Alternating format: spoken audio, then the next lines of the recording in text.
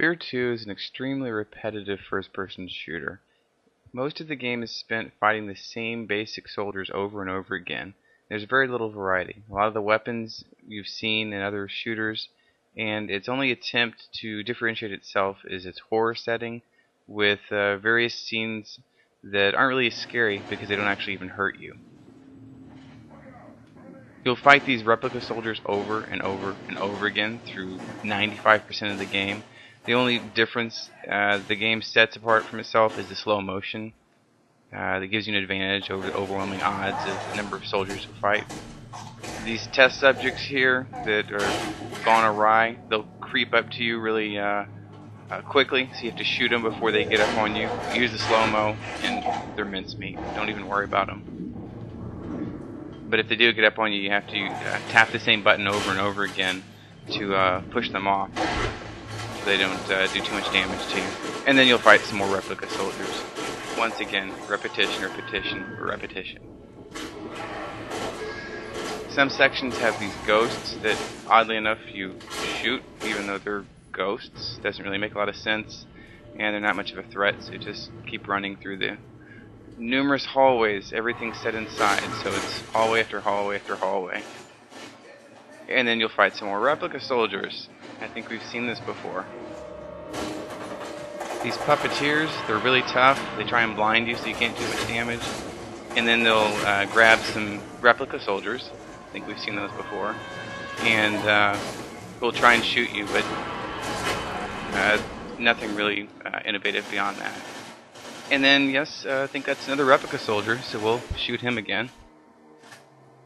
And then a couple of sections of the game, there are these assassins that cloak themselves like the Predator and then try and stick you with some swords. A little bit different, kind of cool to see him come at you like that, but you only see him once or twice in the game. And then, yeah, that's some more replica soldiers. I think we've seen him before. Slightly different setting, slow-mo, but nothing different.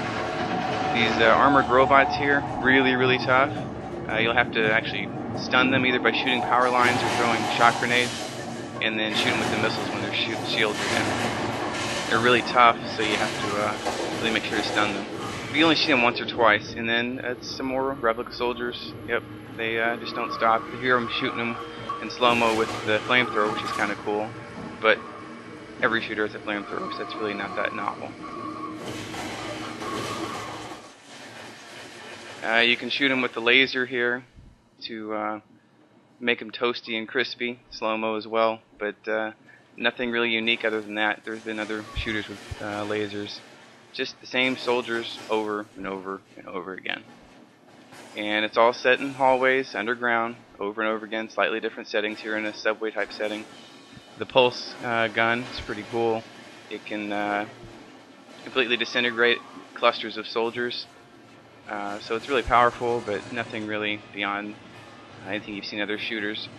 You can take control of some of the robots and a couple of sections of the game, only one or two, and just run through the areas and destroy everything in your sight very quickly and easily. Lots of run and gun, not much beyond that. And then, yep, you're going to shoot some more replica soldiers, this time from a turret defending an area. So the turret's is pretty cool, but you literally only use it 2 different points in the game. So there's some variety, but you'll only see it once or twice in the level. And you walk through a doorway here, and you see this creepy tree, and then it's gone. Trees really don't hurt you. So none of the scenes that are supposed to be scary are really scary, because they can't hurt you. If it can't hurt you, what's the point in being scared or there being any horror? Some of the doorways are blocked by these large objects. You just hold down a button and they move and they get out of the way. So you can go through the doorway and fight some more replica soldiers later in the game. Wow. Beginning, middle, and end. Constant replica soldiers. And there's slight little puzzles once or twice in the entire 8-hour game where you shoot that power line down so you don't get electrocuted, so you can go through the doorway and move along through the game to fight some more replica soldiers. Repetition is so much fun, isn't it? You would think they could at least have something different. And every time you think you might have an outdoor environment, something a little bit different so you don't feel claustrophobic, it quickly guides you back through this doorway so you can go back through some more hallways. It's just nothing really fun about the environments or the enemies throughout most of the game. F.E.A.R 2 tries to set itself apart by being a horror shooter, but none of the horror settings are very credible. They're not like Resident Evil or Silent Hill or Dead Space where you can actually get hurt by the enemies. It's just there to kind of shock you and then you keep moving along. It's just straight run and gun action throughout the entire game, and as I've shown numerous times in this, it's 95% of fighting the same nondescript enemies over and over again. The variety is there, but it's only for maybe 5% of the entire game. F.E.A.R 2 is a game you should certainly avoid at all costs.